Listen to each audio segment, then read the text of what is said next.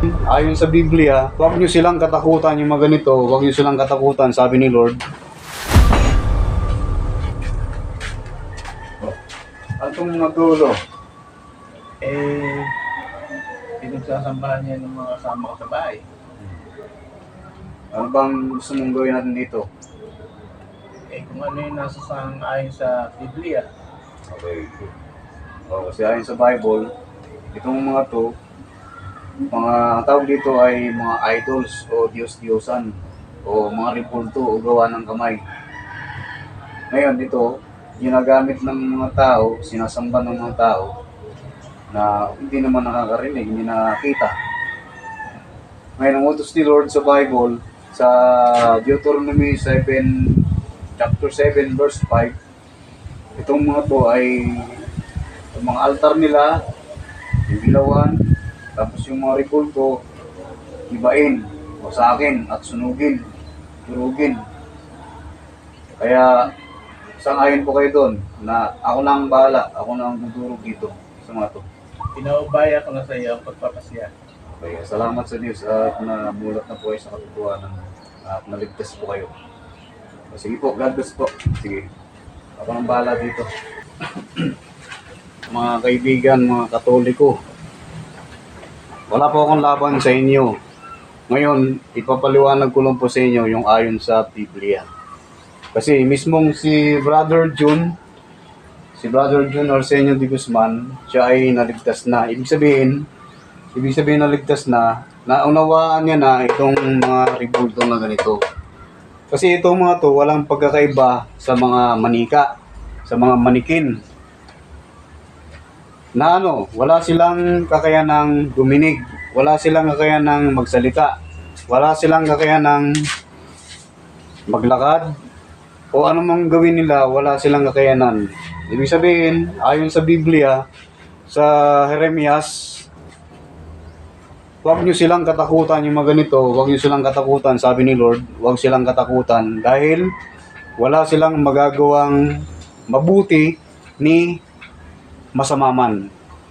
Kasi bakit nga? Ayon nga sa ibang talata, hindi nila kayang maglakad, hindi nila kayang magsalita, hindi nila kayang makarinig, hindi nila kayang makakita. Bakit? Tingnan mo, walang pagkakaiba sa manika, o sa mga laruan, o sa mga timba, o sa damit.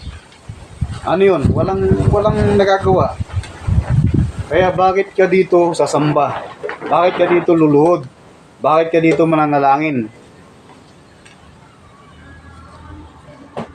Ang Diyos buhay. Hindi siya patay. Kaya ang utos nga ni Lord Jesus Christ sa Jeremias, sa Mateo chapter 6 verse 6 patuloy, ang utos ni Lord Jesus Christ kung kanino mananalangin, sabi niya sa mga alagad, ngayon kung alagad ka, makinig ka. Kung kiniklaim mo alagad ka, ganito utos ni Lord Jesus Christ kung kanino mananalangin. Sabi ni Lord Jesus Christ, kung kayo mananalangin, pumasok kayo sa inyong silid. At pagkasara ninyo ng pinto, ng silid nyo o kwarto nyo, manalangin kayo sa inyong Ama na hindi nakikita o nasa sikreto lang. Ibig sabihin, wala kang nakikitang anuman o kaharap ng mga ribulto. Bakit? Kasi nasamba ang Diyos. Sabi ni Lord, manalangin kayo ng ganito sa verse 9, Mateo chapter 6, Ama namin na nasa langit ka. Ang Ama nasa langit. Ang Ama, sabi ni Lord Jesus Christ, manalangin kayo sa Kanya na hindi nakikita. Ibig sabihin, kasi ang Diyos Espiritu walang laman at mga buto. Kaya diyan ka mananalangin sa hindi mo nakikitang Diyos. Walang utos ng Diyos na dito manalangin. Ano ba sabi ni Lord sa Exodus? Sa chapter 20, verse 2, patuloy, nakalagay doon. Ipinagbawal ng Diyos to. Huwag kayong gagawa ng mga larawang inanyuan o mga idols. Huwag kayong gumawa ng mga Diyos para sa inyo. Huwag kayong gumawa ng mga Diyos para sa inyo o mga idols. Ibig sabihin po ng idols ay Diyos-Diyosan o graven images o gawa ng kamay. Ginawa lang ng kamay ito, di ba? Ng sculptor. Huwag kayong magalit, pero talagang may mga galit. May magagalit din magagalit. Kasi noon ako galit din ako noon kasi dati sumasamba din ako nito. Kaya lang, Nung nakabasa na ako ng Bible at gusto kong sundin ng mga utos ng Diyos, doon na ako umalis sa relihiyong Katoliko. Kasi bakit? Sumusunod ba ang reliyon? Mga pare, tinuturo ba ng mga pare na huwag kayo sumamba dito? Hindi. Bakit? Siyempre, mawawalan sila ng mga membro. Mawawalan sila ng magbibigay sa kanila ng koleksyon. Praise God. Ngayon, itong video na to ay para sa sino mang gusto na sumunod sa utos ng Diyos. At ito ay ayon din naman sa lead o pagkilos o paggabay, instruction ng Holy Spirit. Na gawin tong video na to at ipaunawa sa inyo ang salita ng Diyos. Para tayong mga Katoliko, mga Pilipino, panahon na para talikuran natin ang mga rebulto. Panahon na para talikuran itong mga fake God ang tawag dito, hindi tunay na Diyos. Umaaray ba siya? Nagsasalita ba siya?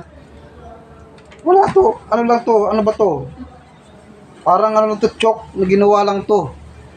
Unang-una, yung gumagawa nito noon, ni sculptor, lasinggero, umiihi, baka nagduduraan, nasusukahan pa niya to, naiihian pa niya to, tapos nung nagawa na, nabihisan na, todo takot ka na dito, sinasamba mo na ngayon.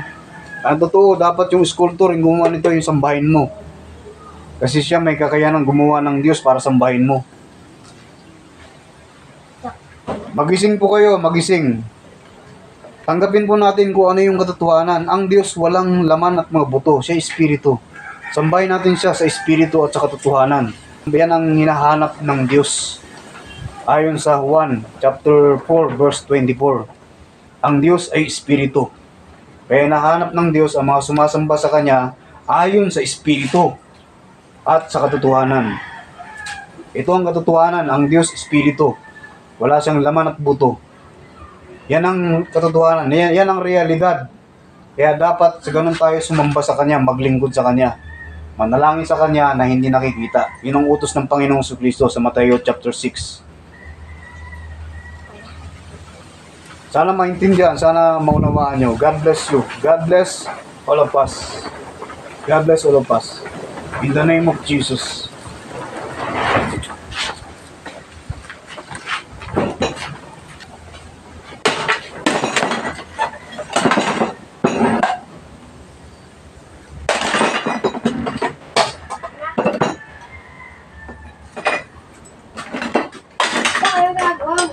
Hoy, Gil, sige dyan ka. Tinuturo ko lang itong mga to kasi utos ni Lord to, hindi utos ng tao to. Si Lord ang may utos na kurugin itong mga to, wasakin at sunugin sa apoy. Ito, hindi naman si Mama Mary to. Ang tunay na Mama Mary, nasa langit, tao yun. Tao yun, nasa langit na. Hindi rebulto.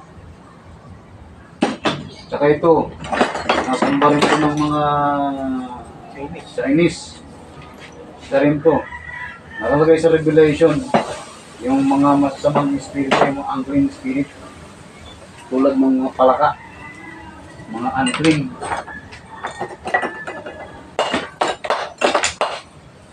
Okay na.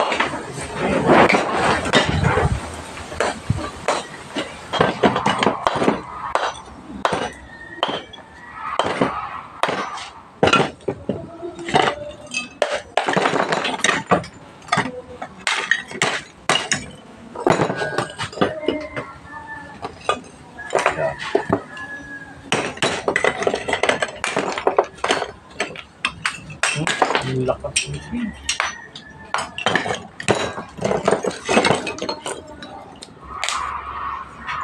Maniwa ka.